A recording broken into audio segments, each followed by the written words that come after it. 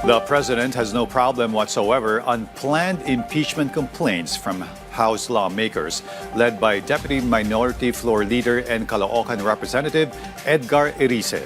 So says Palace press officer who is supremely confident of absolutely no wrongdoing on the president's part to profit from the flood control scam and betrayal of trust charges, as our Clazel Paradilla reports.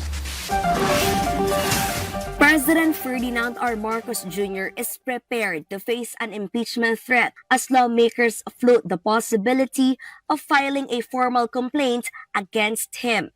Malacanang says the chief executive is ready for any scenario and will respect the constitutional process. Ang Pangulo naman, handa naman po sa lahat ng pagkakataon dahil siya po ay gumagalang sa konstitusyon, gumagalang po siya sa proseso. The issue emerged after Senior House Deputy Minority Leader Representative Edgar Erice stated some lawmakers are planning to file an impeachment complaint against the president for alleged betrayal of public trust linked to anomalous flood control projects.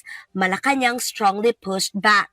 Dahil nabanggit ito tungkol sa di umanong pagpirma sa GAA. Ang Pangulo po, unang-una, hindi po siya nagnakaw ng pera. Pangalawa, siya po ang nagpapaimbestiga sa mga maaanumalyang flood control projects at maaaring naging sanhi ng korupsyon.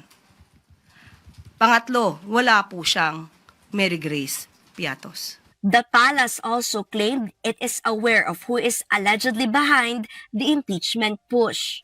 Sa mga supporters po ng Vice Presidente na nagnanais po na magsampa ng impeachment complaint, mas maganda po siguro bago magturo at tumingin sa iba, tulungan muna nila ang idolo nila. Sinasabi ng iba, ito para makaiwas di umano ang Vice Presidente sa mga isyung paglustay at mga di umanong pagtanggap ng pondo, milyong-milyong pondo mula sa mga drug lords. So mas magandang masagot po yan. Impeachment is a constitutional mechanism used to investigate high-ranking government officials with removal from office as a possible outcome if guilt is proven. The issue also draws attention to Vice President Sara Duterte, who could face a renewed impeachment push as early as February should there be sufficient basis and support in Congress. Duterte has previously faced multiple complaints over alleged corruption and the reported misuse of billions of pesos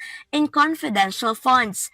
Malacanang insisted this should be subjected to the same standard of scrutiny applied to ongoing flood control investigations. Kung ano po ang pagtrato sa pag-iimbestiga sa flood control projects, mga anomalyang flood control projects, ganun din po ang gawing pagtrato sa paggagawa or sa pag-iimbestiga patungkol dito sa impeachment complaint laban kay VP Sara. Clazel Paradilla from the National TV Network for a new and better Philippines.